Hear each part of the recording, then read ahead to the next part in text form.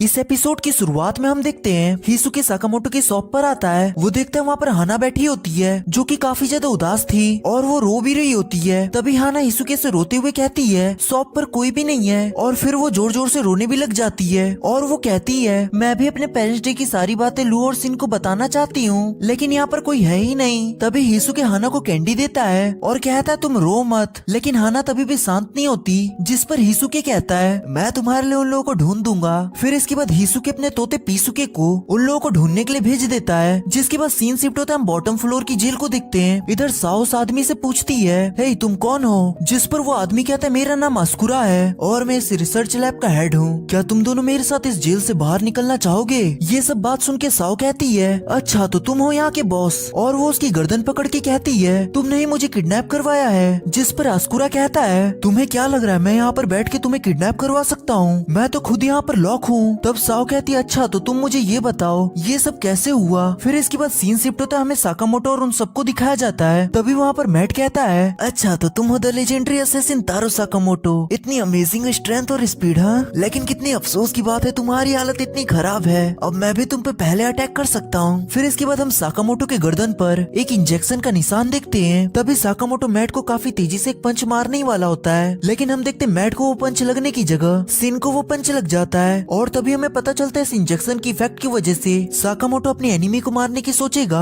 तो सीधा वो उसी के साथी को जाके लगेगा, इस वजह से वो पंच सीधा सिन को जाके लगता है। तभी हम देखते हैं साकामोटो काफी तेजी से मैट को एक पंच मार देता है। तभी साकामोटो बताता है कि इस बार वो सिन को मारने के बारे में सोचा था, जिस वजह से वो पंच सीधा उसको जाके लगा। ये सब सुन के तो सिन भी काफी ज्यादा डर जाता है। फिर इसके बाद सीन शिफ्ट होता है, हम इधर अस्कुरा को देखते हैं जो कि बता रहा होता है कि ये एक रिसर्च इंस्टीट्यूट हुआ करता था और मैं यहाँ का इंचार्ज था, लेकिन एक दिन एक मिस्टीरियस ग्रुप ने इस लैब को हाईजैक कर लिया और जब मैंने उनकी बात नहीं मानी तो उन्होंने मुझे यहाँ पर लॉक कर दिया। अस्कुरा की बात सुन के साओ गुस्से में कहती है फिर आखिर मुझे क्यों किडनैप किया गया। जिस पर अस्कुरा कहता मुझे क्या पता, मैं तो खुद यहाँ पर फंसा हुआ हूँ। तभी साओ को याद आता है कि उन्होंने सिन के बदले मुझे किडनैप किया था और वो उस किडनैपर से लड़ने लग जाती है। तभी अस्कुरा सिन का नाम साओ के मुंह से सुन लेता है और साओ से कहता है क्या तुम भी सिन को जानती हो। तभी साओ भी अस्कुरा से पूछती है क्या तुम भी सिन को जानते हो। जिस पर अस्कुरा साओ को बताता है कि वो मैं ही था जिसने सिन को माइंड रीड करने की पावर दी थी। जिस पर साओ कहती है मुझे तो लगा था कि सिन इन पावर्स के साथ ही पैदा हुआ था। इसके रिप्लाई में अस्कुरा कहता है नहीं वो तो एक ऑर्डिनरी किड था, लेकिन मेरी एक रिसर्च ने उसकी जिंदगी बदल दी। फिर इसके बाद हमें सिन की बैक स्टोरी दिखाई जाती है। जब सिन 6 साल का था तब अस्कुरा का दोस्त सिन को उसके पास छोड़ गया था और फिर वो कभी लौट के ही नहीं आया। और हमें ये भी बताया जाता है सिन बचपन में बहुत ही ज्यादा शरारती था और उस टाइम अस्कुरा सुपर नेचुरल पावर पे रिसर्च कर रहा था, लेकिन अस्कुरा बार बार उस रिसर्च में फेल हुए जा रहा था। लेकिन एक दिन सिन उसके पास उसकी रिसर्च देखने के लिए आता है और अस्कुरा से कहता है हे क्या तुम्हें रिसर्च करने में मजा आता है क्या। जिस पर अस्कुरा कहता है जो काम आज तक किसी ने नहीं किया हो वो काम मैं करना चाहता हूँ और ये कितना कूल है क्यों है ना। जिस पर सिन कहता है इसमें तो कुछ भी कूल नहीं है। तब अस्कुरा बताता है जब मेरी रिसर्च पूरी हो जाएगी तब मैं तुम्हें दिखाऊंगा कि ये कितना कूल है। सिन अस्कुरा की ये बात सुन के बहुत ही ज्यादा एक्साइटेड हो जाता है और वो उसकी रिसर्च पूरी होते हुए देखना चाहता है। हम देखते हैं अस्कुरा रात भर जग के रिसर्च करता था और सिन का भी काफी अच्छे से ख्याल रखता था। और जब भी अस्कुरा के साथ वाले साइंटिस्ट उसकी इनकम्प्लीट रिसर्च का मजाक उड़ाते थे तब सिन उन पे काफी ज्यादा गुस्सा हो जाता था और उन सब से लड़ने लग जाता था। सिन को बिल्कुल भी पसंद नहीं था कि अस्कुरा के रिसर्च का कोई मजाक उड़ाए। लेकिन एक दिन अस्कुरा रिसर्च करते टाइम अस्कुरा को एक अलग ही रिएक्शन दिखाई देता है जो कि उसने कभी भी नहीं देखा। लेकिन तभी हम देखते वहाँ पर सिन आ जाता है और वो काफी नींद में था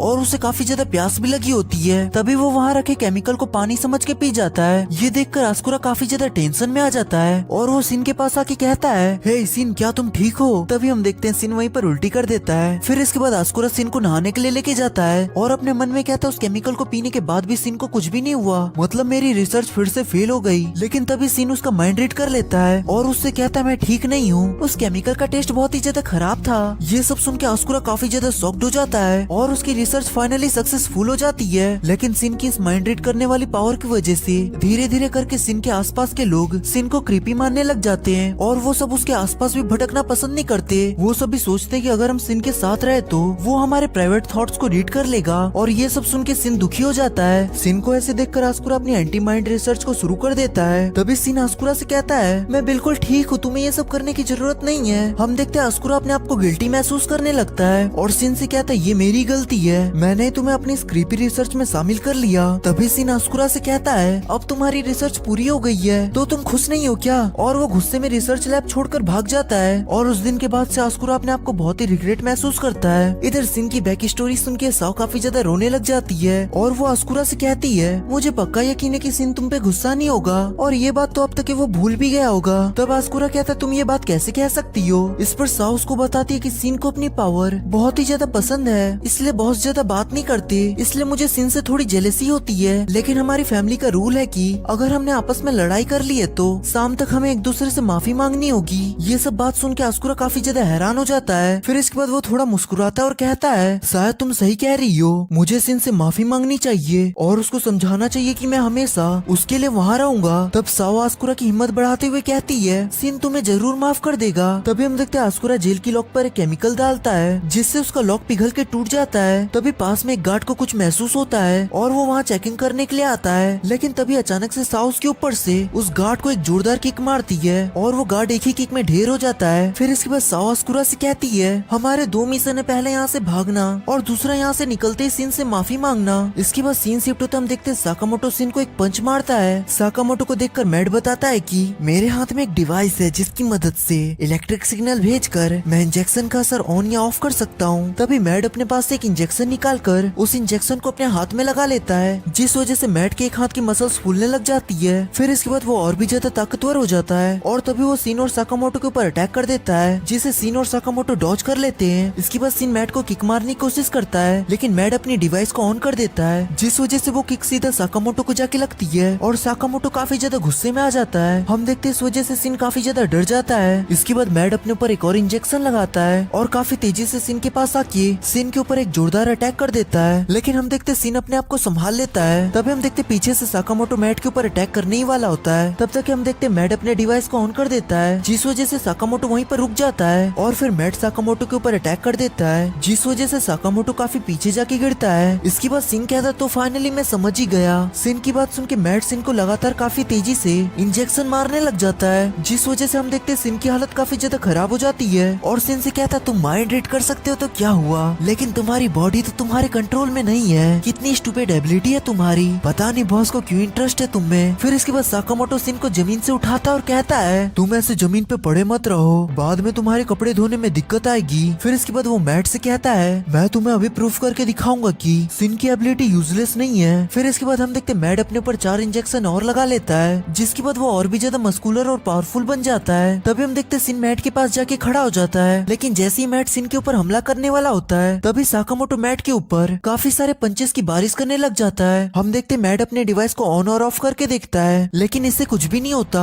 और सारे पंचेस उसी के ऊपर जाके लगते हैं। मैट सोचने लगता है कि आखिर ऐसा क्यों हो रहा है। तभी हमें पता चलता है साकामोटो एक बंदे को टारगेट करने की जगह एक साथ सिन और मैट को टारगेट कर रहा था। सिन तो आसानी से साकामोटो का माइंड रीड करके साकामोटो के अटैक से बच जा रहा था, तो बार बार सारे पंचेस उसी को लग रहे थे और ऐसी काफी सारे पंचेस मारने के बाद साकामोटो मैट को लास्ट में एक जोरदार पंच मारता है, जिस वजह से वो काफी दूर जाके गिरता है और उसकी हालत ऐसे हो गई थी जैसे फुला हुआ गुब्बारा पचक गया हो। फिर इसके बाद सभी साइंटिस्ट सिन और साकामोटो की बॉडी से मैट की इंजेक्शन का असर खत्म कर देते हैं और वो सभी साइंटिस्ट सिन से उसके पास्ट के लिए माफी मांगने लग जाते हैं। फिर सिन कहता है मैं आज जहाँ पर भी हूँ मुझे अपनी एबिलिटी बहुत ही ज्यादा पसंद है। फिर इसके बाद सिन साकामोटो से कहता है मैं आज बहुत ही ज्यादा एक्साइटेड फील कर रहा हूँ। एक लेजेंडरी असैसिन के पंचेस से बचने के बाद आप भले ही मोटे हो गए हैं, लेकिन इस वजह से आपके गुस्से और भी ज्यादा पावरफुल हैं। लेकिन साकामोटो उसकी बात बीच में काट देता है और अपने मन में उसको मारने के बारे में सोचता है। सिन काफी ज्यादा डर जाता और कहता है आपने फिर से मुझे मारने का क्यों सोचा। तब साकामोटो कहता है बार बार मेरे मोटापे को बीच में मत लाया करो। फिर इसके बाद सिन और साकामोटो रिसर्च लैब से बाहर आ जाते हैं और साओ को बचाने के लिए बॉटम 4th फ्लोर पर जा रहे होते हैं। तभी सिन साकामोटो की तारीफ करते हुए कहता है कि आपने जैसे अभी फाइट की मुझे तो लगता है आप ही अल्टीमेट फाइटर हैं। फिर इसके बाद सिन साकामोटो से पूछता है पहले आप जिस ऑर्गेनाइजेशन में काम करते थे ऑर्डर, वहाँ बाकी के मेंबर्स आप ही की तरह स्ट्रॉन्ग है क्या। जिस पर साकामोटो जवाब देते हुए कहता है कि एक ऑर्डर मेंबर तुम जैसे 10 सिन को 6 सेकंड में हरा सकता है। साकामोटो की बात सुन के सिन कहता है क्या सच में वो इतने ज्यादा पावरफुल हैं? नागुमो को देखकर लगता नहीं कि वो इतना ज्यादा अमेजिंग होगा। फिर साकामोटो कहता अगर तुम किसी ऑर्डर मेंबर से टकरा जाओ तो तुम पहली मरने की एक्टिंग करने लग जाना। तभी अचानक से नीचे एक ट्रैप खुल जाता है जिसमें साकामोटो और सिन गिरने ही वाले होते हैं, लेकिन तब तक साकामोटो सिन को एक किक मारता है, जिस वजह से सिन उस ट्रैप में गिरने से बच जाता है और साकामोटो उस ट्रैप में गिर जाता है। फिर इसके बाद सीन शिफ्ट होता है मैं बॉटम 5th फ्लोर को दिखाया जाता है। हम देखते हैं सिसिबा और ओसारागी पहले ही उन अननोन असैसिन्स के पास पहुंच चुके थे और वो लोग पहले काफी सारे असैसिन्स को मार चुके थे। तभी वहाँ पर कसीमा आता है और उसके साथ थर्ड और फोर्थ फ्लोर के इंचार्ज भी आते हैं। उन तीनों को देखकर सिसिबा कहता है, मैंने कहा था ना ओसारागी, अगर हम यहाँ पर कुछ भी करेंगे तो इनका बॉस यहाँ पर जल्दी आ जाएगा। कसीमा सिसिबा और ओसारागी को देखकर कहता है, एसोसिएशन की इशारों पर नाचने वाले तुम लोग दी ऑर्डर यहाँ पर क्या कर रहे हैं? सिसिबा कहता है, गुस्सा मत हो, हम तो यहाँ पर मजे करने आए थे, लेकिन ये जगह भूल भुलैया की तरह है और इस वजह से हम यहाँ पर खो गए। जिस पर कसीमा कहता है, सॉरी ये मेरी गलती है, तुम्हें बाहर का रास्ता मैं दिखाता हूँ। जिस पर सिसिबा सीरियस हो जाता है और कहता है, हम तो एक्स को ढूंढने आए हैं और अगर वो यहाँ पर है तो हम उसे मारना चाहते हैं। सिसिबा के बात का रिप्लाई देते हुए कसीमा कहता है, मास्टर यहाँ पर नहीं है और मेरे मास्टर बहुत ही ज्यादा बिजी रहते हैं और ये लैब मेरा इंडिपेंडेंट प्रोजेक्ट है, मास्टर का इसमें कोई भी लेना देना नहीं है। तब सिसिबा उससे कहता है, अच्छा तो ये ऐसी बात है, अच्छा तो तुमने जो पॉलिसीज का वायलेशन किया है, बिना परमिशन के वेपन प्रोड्यूस करना और लोगों को हॉस्टेज बनाना, ये इलीगल है, इसलिए तुम्हें मरना होगा।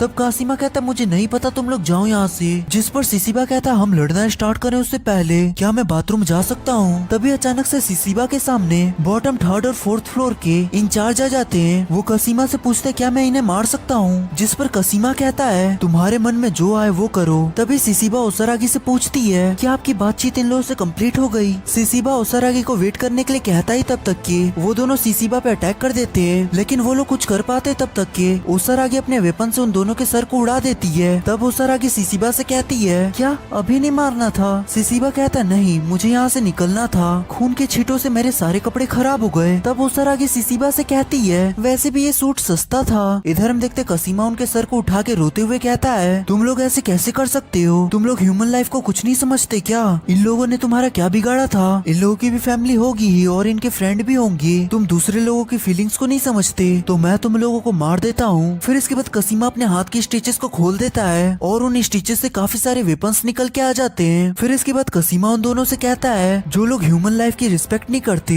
उनको असैसिन्स कहलाने का कोई हक नहीं है। ये सब सुन के ओसारागी कहती है, तुम लोग भी तो लोगों को मारते हो। और सिसिबा भी कहता है, ये तो डबल स्टैंडर्ड वाली बात हो गई। तभी कसीमा सिसिबा पे अटैक कर देता है और उससे कहता है, मेरे मास्टर ने मुझे सब कुछ अलाउ किया है, मैं जो चाहूँ वो कर सकता हूँ। तभी अचानक से सिसिबा कसीमा के पीछे आता है और उसके सर पे अपना हथौड़ा रखकर उसके सर को उल्टा घुमा देता है। फिर इसके बाद सिसिबा और ओसारागी वहाँ से जा ही रहे होते हैं, लेकिन तभी पीछे से कसीमा वापस से उठ के खड़ा हो जाता है और अपने सर को सीधा करके कहता है, मेरी स्पाइन आर्टिफिशियल है। तभी अचानक से ऊपर से साकामोटो कसीमा के ऊपर गिर जाता है। इधर साकामोटो को देखकर सिसिबा कहता है, बहुत टाइम हो गया तुमसे मिले हुए साकामोटो। इधर साकामोटो कहता है, मैं कहाँ पर आ गया और सिसिबा यहाँ पर क्या कर रहा है? तब सिसिबा कहता है, ये सब तो ठीक है, इससे मिलो, ये है ओसारागी और ये हमारे ग्रुप में न्यू है। इधर ओसारागी साकामोटो को देखकर अपने मन में सोचने लगती है, ये तो टेडी बियर जैसा दिख रहा है। इधर सिसिमा साकामोटो को देखकर कहता है, तो तुम हो लेजेंडरी असैसिन तारो साकामोटो, जिसने एक्स को पहली बार इंजरी दी थी। कसीमा की बात सुनकर सिसिबा साकामोटो से पूछता है, क्या तुम एक्स को जानते हो? जिस पर साकामोटो कहता है, ये किस बारे में बात कर रहा है और ये कौन है? जिस पर सिसिबा बताता है कि